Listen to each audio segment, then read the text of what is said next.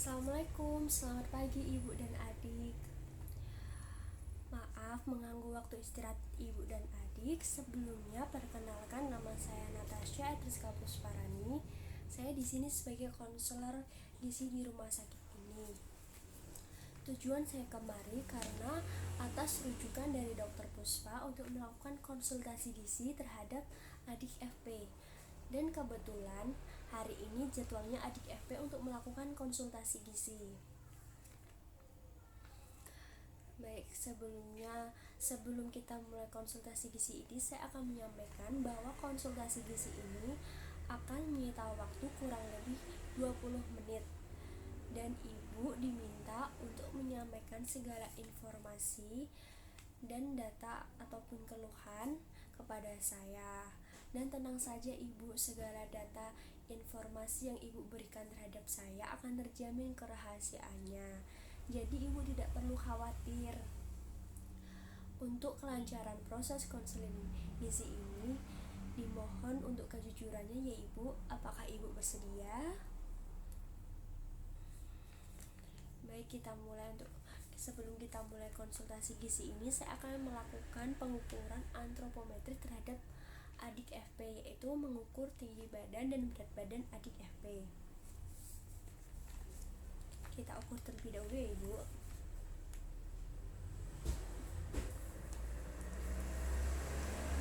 Baik, dari hasil penimbangan adik FP didapatkan berat badan adik FP yaitu 9,4 kg dan tinggi badan adik FP yaitu 73 cm. Dan adik FP ini berusia 12 bulan. Alhamdulillah ibu, untuk hasil status gizi adik FP ini sudah saya hitung. Adik FP ini termasuk memiliki status gizi dengan kategori normal. Selanjutnya di sini adik FP tertulis bahwa adik FP didiagnosis menderita pneumonia. Apakah benar ibu?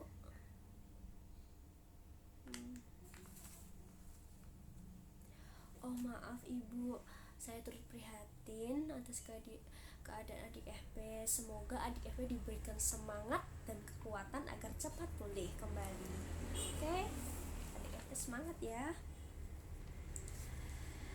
Sama-sama. Selanjutnya, bagaimana ibu dengan kondisi adik FP sekarang? Apakah ada keluhan yang ingin disampaikan atau yang dirasakan adik FP selama ini seperti apa?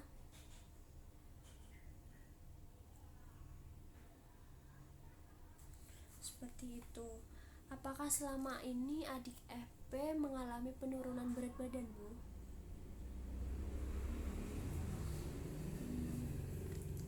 Baik, selanjutnya saya kalau boleh tahu bagaimana kebiasaan makan adik FP selama sehari. Ibu bisa menyebutkan makanan dan minuman yang adik FP konsumsi selama sehari-hari dan frekuensinya, contohnya seperti ini ibu. Ada nasi 1 mangkok, kemudian ada tahu 1 potong tahu per hari, kemudian sayur 1 sendok sayur, seperti itu ibu. Bagaimana? Bisa dijelaskan ibu? Sayurnya, buahnya ibu. Wah, terima kasih atas penjelasan ibu yang sangat detail beserta frekuensinya ya ibu. Dan ibu juga sangat bagus sekali memberikan variasi MPASI yang sangat bervariasi. Mohon dipertahankan ya ibu. Baik. Kemudian, selain makanan utama tadi, apakah ibu juga memberikan makanan selingan? Makanan selingan itu makanan yang ibu berikan saat di sela-sela makan. Contohnya di sela-sela makan pagi dan makan siang dan makan malam. Contoh makan selingan itu seperti biskuit ataupun susu. Apakah ibu memberikannya? Berapa keping ya ibu memberikan biskuitnya? Wah, sudah sangat jelas sekali ibu yang ibu sampaikan terhadap saya. Selanjutnya saya mau menanyakan, apakah adik FP ini memiliki pantangan atau alergi makanan tertentu? Wah, alhamdulillah sekali ya ibu, adik FP tidak memiliki pantangan atau alergi makanan tertentu. Selanjutnya di sini saya akan membacakan hasil pemeriksaan lab dari adik FP. Adik FP memiliki kadar eritrosit sebesar 5,65 10 pangkat 6 derajat yang tergolong normal, di mana rentang normalnya sebesar 4,4 sampai dengan 5,6. Kadar MCV-nya yaitu 70,2 fl yang tergolong rendah. Yang rentang normalnya yaitu 80 sampai dengan 100.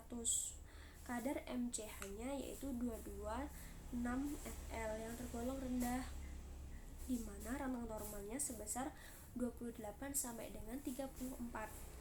Kadar MCHC tergolong normal, di mana rentang normalnya sebesar 32 sampai dengan 36.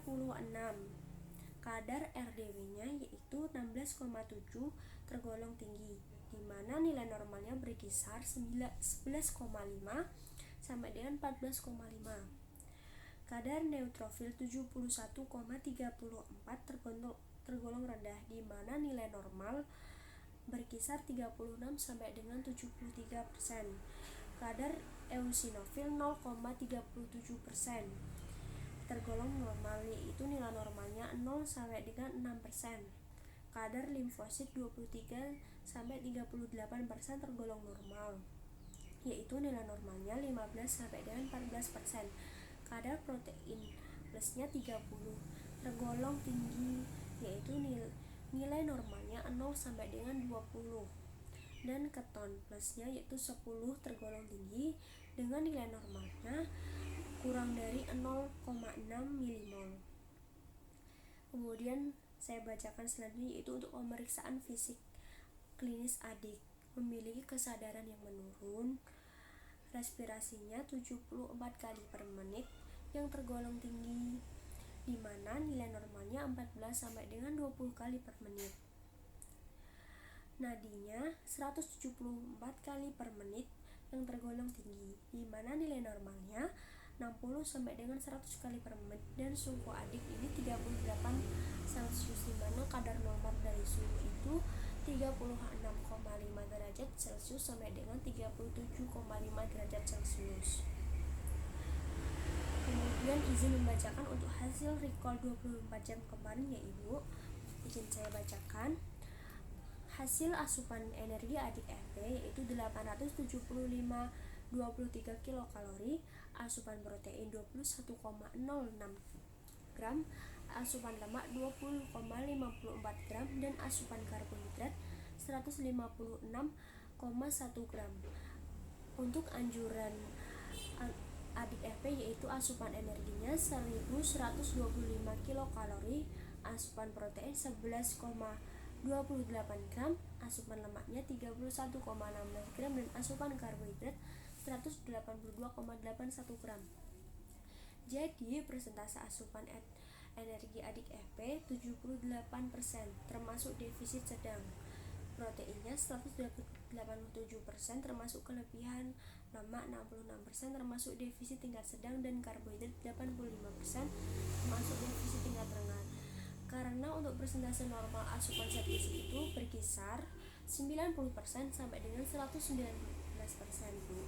Apakah penjelasan saya sudah cukup jelas, Ibu? Kemudian saya lanjutkan ya Ibu. Hasil yang untuk pemeriksaan adik ini sudah melakukan pemeriksaan toraks PA dan EKG yang menunjukkan adik didiagnosis pneumonia. Lalu obat-obat yang diresepkan oleh dokter adalah obat paracetamol, ampicillin, dan gentamicillin. Apakah benar begitu Ibu? Selanjutnya, adik sudah didiagnosis menderita pneumonia. Apakah Ibu sudah paham dan mengerti apa itu penyakit pneumonia?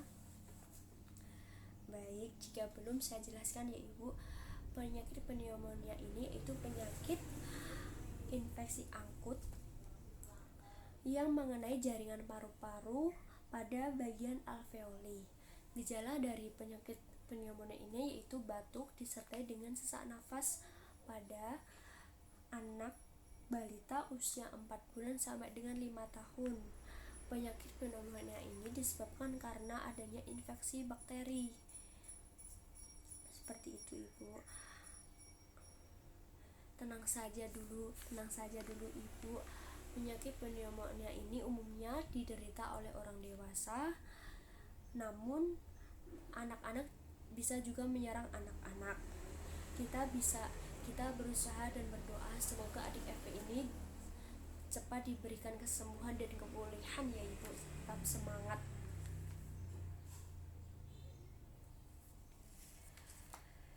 Baik Ibu, selanjutnya saya akan memberikan terapi diet kepada adik FP. Di sini saya akan memberikan leaflet terhadap Ibu ya. Di sini sudah terjelaskan. Saya akan memberikan diet yang tepat untuk adik FP yaitu diet TETP. Diet TETP ini adalah diet yang mengandung energi dan protein di atas kebutuhan normal.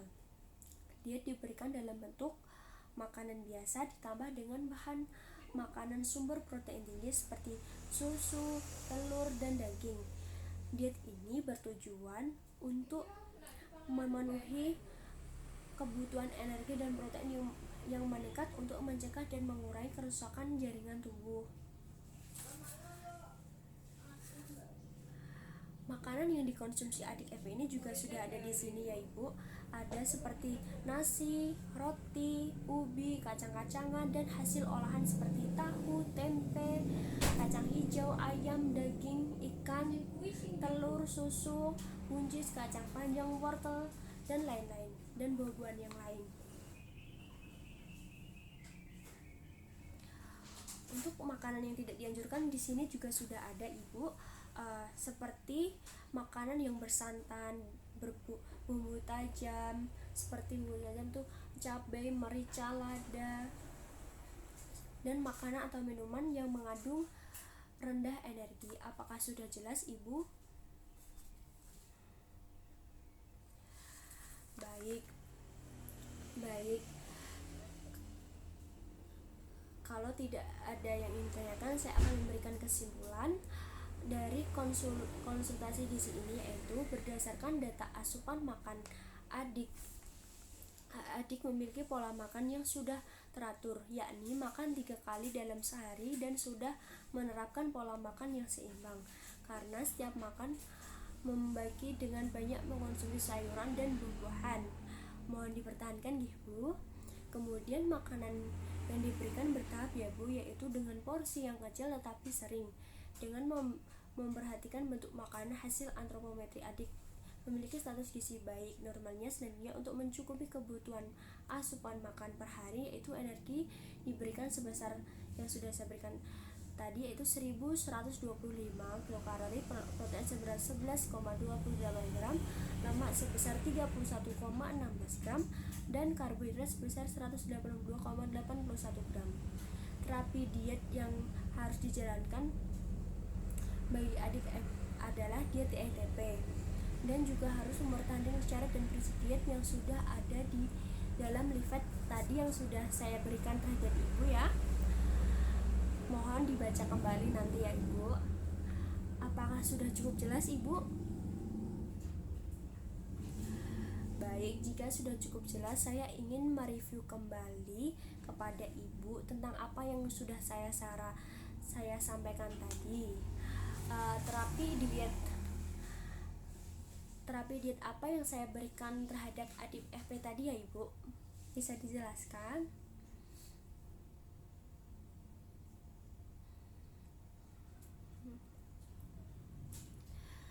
Wah, baik sekali Ibu, jawaban Ibu sangat benar sekali. Jadi penjelasan saya sampaikan tadi sudah cukup sangat jelas ya Ibu. Kemudian untuk jadwal konsultasi selanjutnya akan saya jadwalkan 1 minggu atau seperti ini 1 bulan yang akan datang, kalau nggak 1 minggu lagi ya Ibu. Baik, apakah ada yang ingin ditanyakan lagi Ibu? Jika tidak, saya izin pamit keluar dari di sini ya Ibu. Semoga adik FP cepat pulih dan semangat terus ya Ibu. Terima kasih. Assalamualaikum Ibu.